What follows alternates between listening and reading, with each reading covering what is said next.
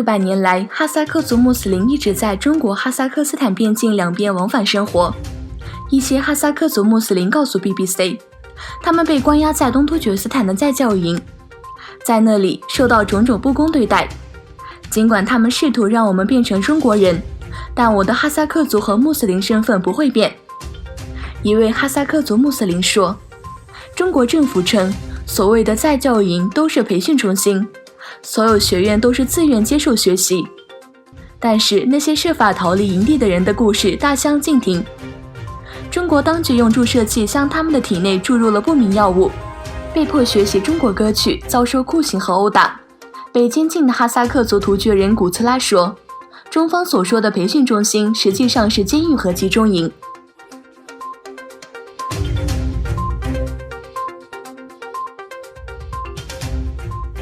居住在东突厥斯坦阿突省市的90多岁的阿夫都阿尤普是一座清真寺的伊玛目，他也遭受了中国的迫害。住在美国波斯坦的玛利亚女士说，她90多岁的叔叔阿夫都阿尤普于2019年2月被带到集中营。另一方面，自由亚洲电台证实，有医院记录表明，阿尤普于2017年因涉嫌宗教极端主义被监禁，并在警方的监督下接受治疗。一位亲戚表示，阿尤普曾在阿突省担任伊玛目，他是一个受人尊敬而虔诚的人。他被中国政府指控为极端主义者，这明明是对穆斯林和伊斯兰教的侮辱。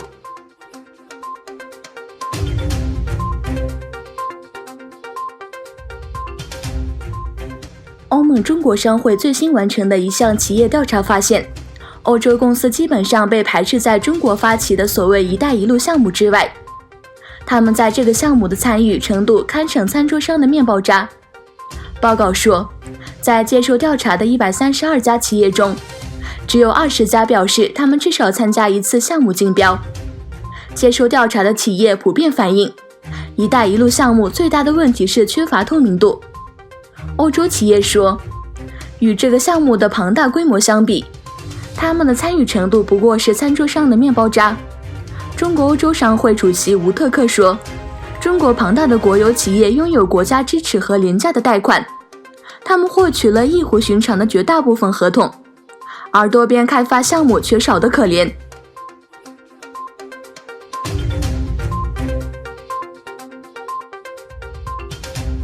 某些迹象显示，导致中国武汉发生新型肺炎的病毒属于一种已知病毒种类，可能很快能被截止。世卫组织周二发出警告，称这种在中国传播的新型冠状肺炎病毒传播范围可能扩大。中国武汉爆发不明肺炎。日本厚生劳动省1月16日表示，日本证实出现第一起病例，患者为一名中国籍男子。日本厚生劳动省表示，武汉爆发不明肺炎，一名30多岁来自神奈川县的男子检测呈阳性反应。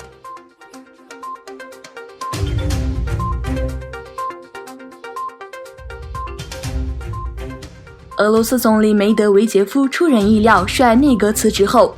俄罗斯总统普京周三提名联邦税务局长米舒斯金出任总理一职。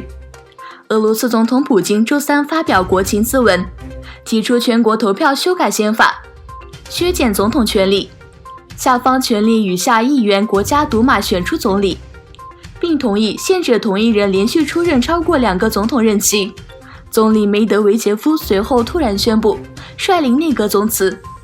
以给予普京休闲空间。鉴于普京的第4个总统任期将在2024年结束，届时本应下台，有分析称，普京可能是要先做准备，以期在任期届满后出任新的职位，或是扮演在幕后掌权的角色。